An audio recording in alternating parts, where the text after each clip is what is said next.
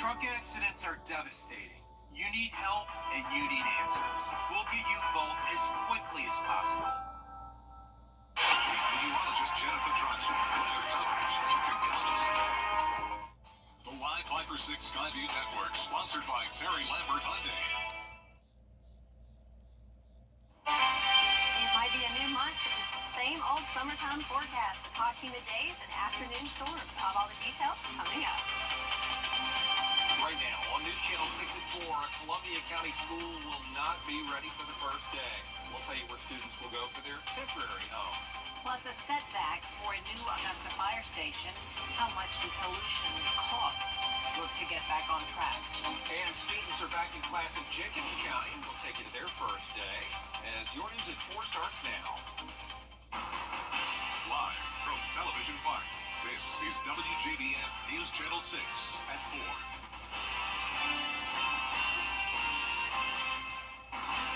Good afternoon, everybody. I'm Brad Means. And I'm Jenny Montgomery. Thank you for joining us. Coverage you can count on begins with a big change for students waiting for a new school.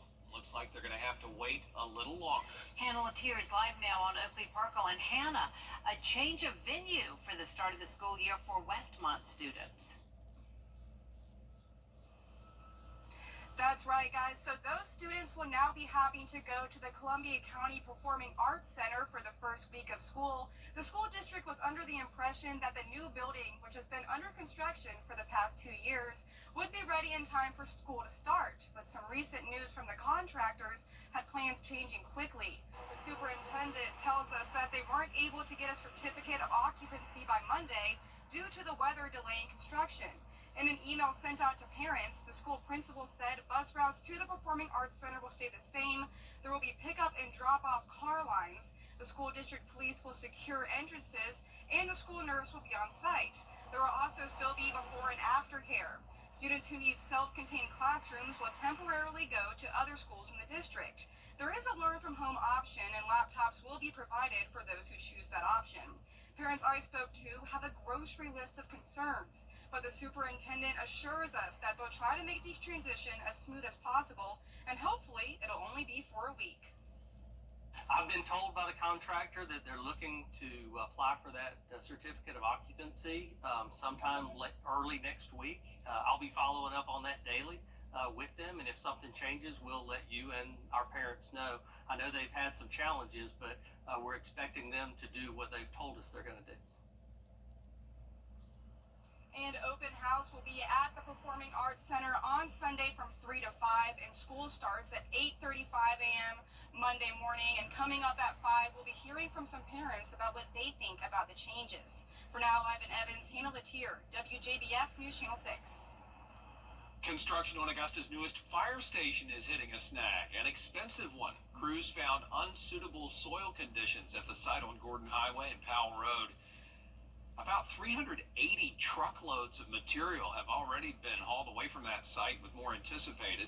So next week, commissioners are going to be asked to approve a $430,000 budget increase to cover the costs of removing the problem materials.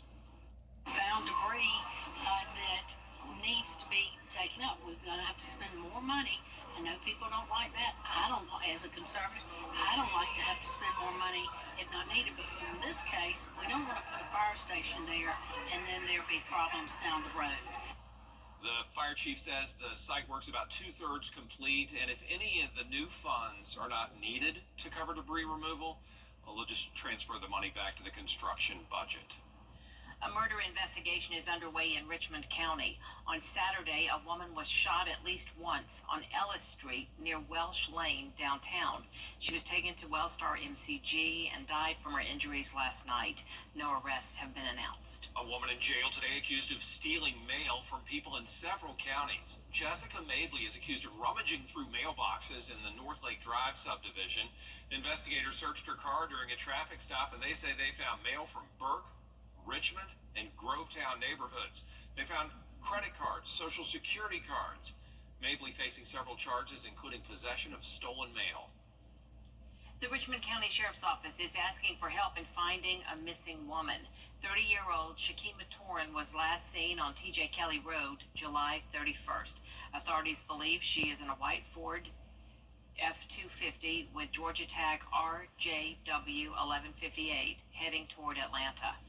Law enforcement is also looking for 37-year-old Baritz Martin for questioning into the disappearance of Torin.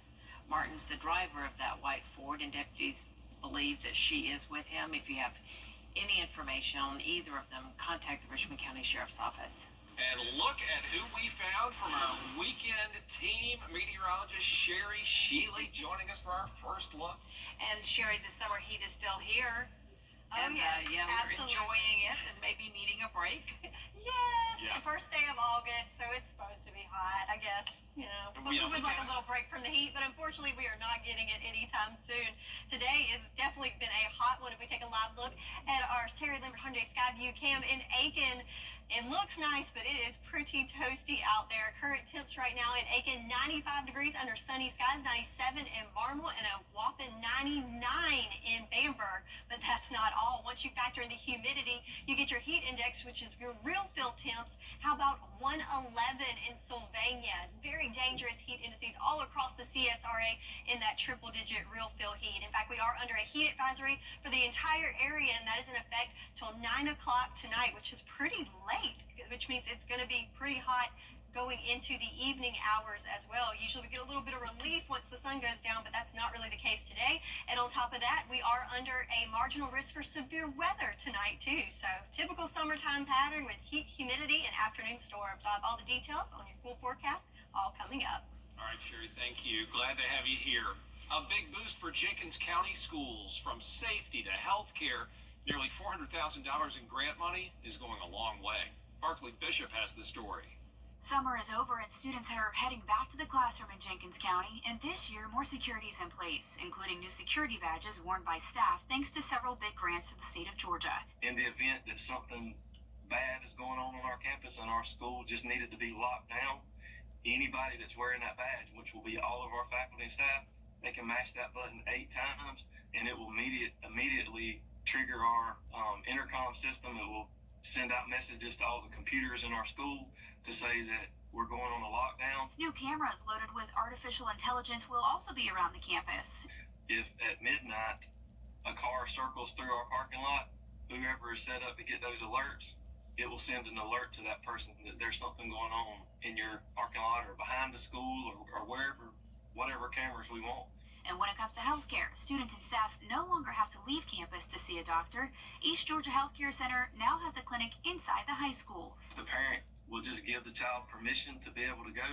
Then the parent doesn't have to get off work. The child can go see the doctor right here on site. They can get their vaccinations or whatever they need right here on site, and then just go back to class. So the child doesn't miss school, the parent doesn't miss work, and really the same for our faculty and staff. It's all part of improving the needs of students and staff in Jenkins County. I think we have an awesome faculty and staff here. We have a lot to offer. You know, a lot of times people think that small rural school systems don't have all that much to offer. We do have a lot to offer. In Jenkins County, Barkley Bishop, WJBF News Channel 6.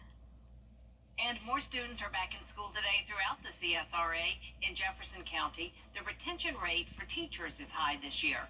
It's something the superintendent says he's happy to see because it helps build a stronger teacher-student relationship. We want to pay attention to the social emotional side, and we want to make sure that every student has a caring adult in the building. I told the new teachers yesterday, every child deserves an adult that's crazy about them. Every child deserves an adult that loves them. And really, we have about 2,000 kids that each one of us should be loving on each day. This year, Jefferson County has about 200 teachers. And in Washington County, students returning from summer break will see lots of renovations at the middle school. Elder Middle is the oldest building in the district, built in 1995. Wait a second, that's a brand new building. If it was built in 95, that was yesterday.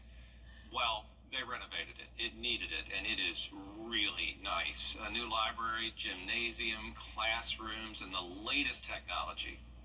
You want the kids and the teachers to feel proud of where they're going. And you want to make sure everybody's safe and secure. And we're adding some new security measures that we have in the other schools that will make this it'll just be a better learning environment for the kids. Renovations began in March. Construction expected to be complete by the end of this school year. In South Carolina, Saluda County elementary, middle, and high schools are getting huge renovations. The total budget was around $90 million. Half was passed by last year's bond referendum. The rest came from state funding. The morale of our community and support of our community has been great. Our students, we're going to be able to put those in brand new buildings that's going to provide them the best learning opportunities, and we're going to put them in safer buildings. So just very appreciative of the community realizing the need and coming behind us and supporting us. Construction has been underway for about a year. It should be wrapped up by March.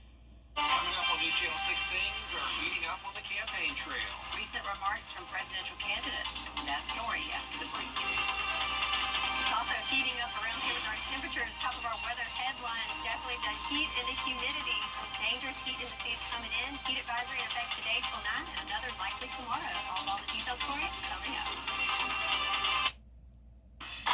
Coming up, the Postal Service honoring a former Atlanta Braves player. We've got that story for you after the break. Weather headlines on WJBF News Channel 6. Brought to you by Hickson Roofing. If your roof needs fixing, call Mr. Hickson. Every day. Now, your most accurate forecast with WJBF Live Viper 6.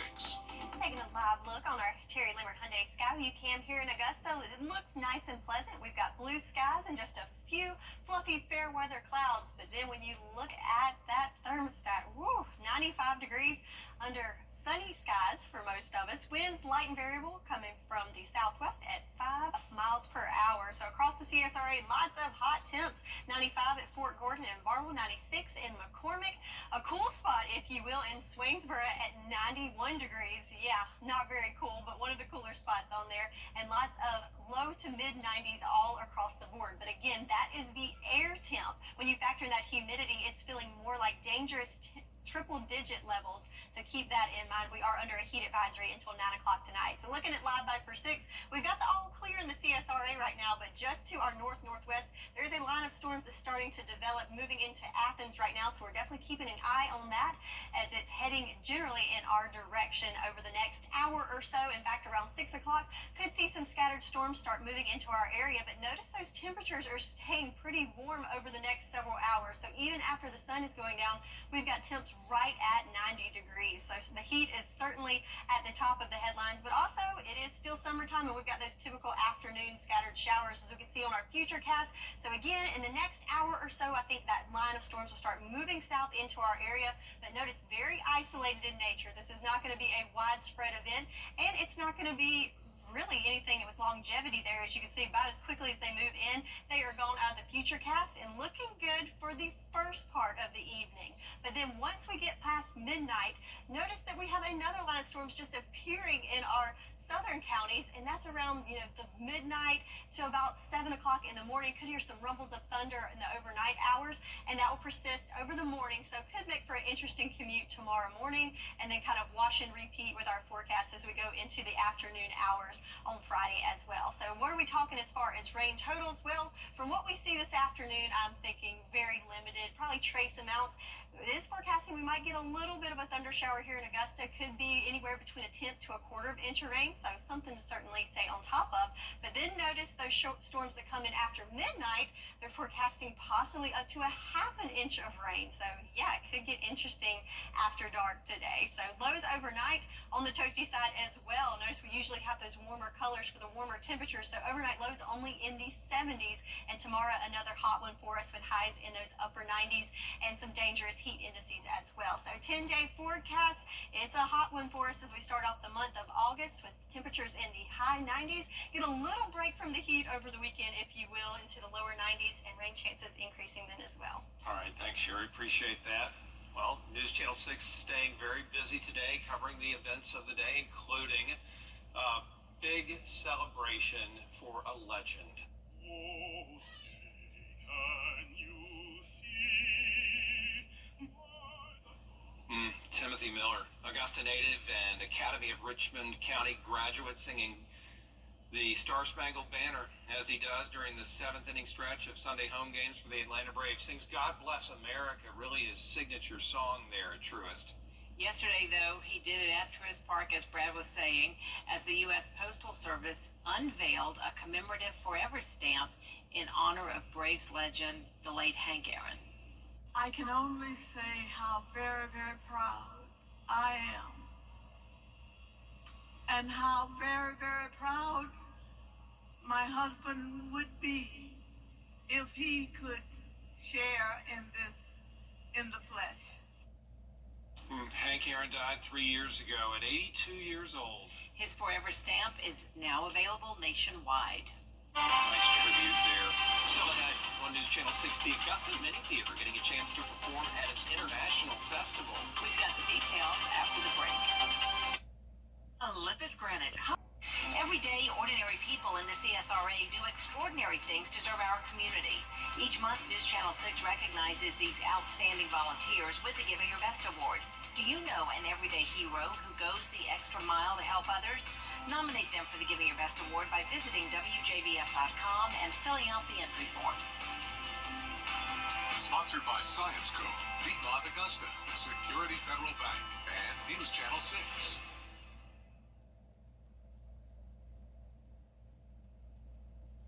The Augusta Mini Theater has been teaching the performing arts for 48 years, and now these young artists have the opportunity to perform at an international theater festival. News Channel 6's Carlton T. Clay has more. The Augusta Mini Theater has been a prominent performing arts institution in the city of Augusta since its conception in 1975.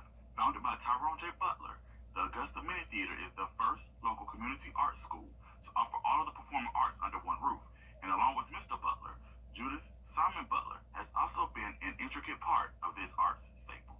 It's been an experience because, number one, I love people, and I especially love young people. And under her direction, these young people will be performing at the International Black Theater Festival in Winston-Salem, North Carolina.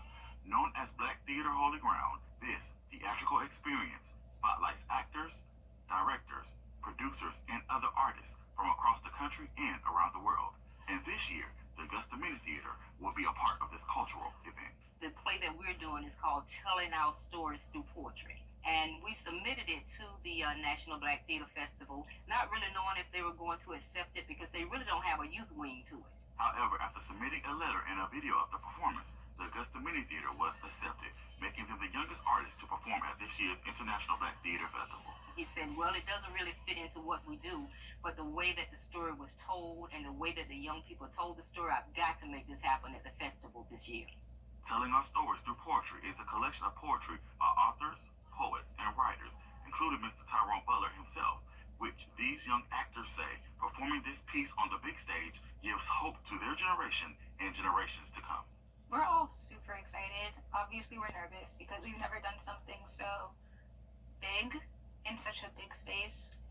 We are so young, so getting this chance is a huge opportunity. An opportunity that for these young artists could be life-changing. The Augusta Mini Theater will be performing at the International Black Theater Festival Saturday, August 3rd at 11:30 at the Benton Convention Center. For more information on how you can support them and go check them out, go to our website at WJBF.com. At the Augusta Mini Theater, Carlton T. Clay, WJBF, News Channel 6. How exciting for them. Oh my goodness, congratulations. I know they're Way to go. Yeah. There's a lot more coverage coming your way at 4:30. including prisoner swaps between the U.S. and Russia. Hi, Suzanne Lily Henny Michael here with Hardwood Floors and More. School is back in, and that means all Board of Education members receive 10% off of all products at Hardwood Floors and More. As the mom of a teacher, I know the sacrifices she makes, as well as everyone that works in the school system. So if you need flooring, lighting, wallpaper, or any of the great products we carry, stop by and let us help you make your home special. Hardwood Floors and More, so much more in store for you.